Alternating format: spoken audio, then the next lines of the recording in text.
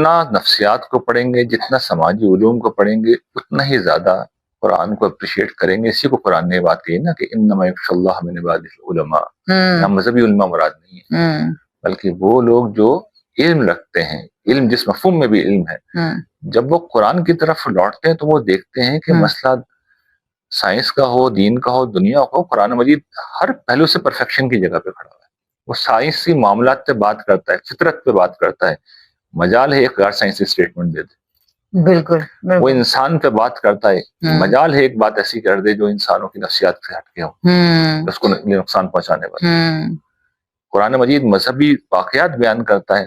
وہاں پہ اب دیکھیں بائبل میں وہ ساری چیزیں بیان ہوئی ہیں، لیکن قرآن مجید بالکل ایکوریٹ، بلکہ جو اس میں غلطی بھی ہے، مثال کے طور پہ حضرت یوسف کے جو واقعے میں کہ ہکسوس حکمران اس وقت ہے، فرعون کا لفظ نہیں بولا قرآن نے. جی جی جی، یعنی اسے پتہ ہے کیا کہنا ہے کس موقع.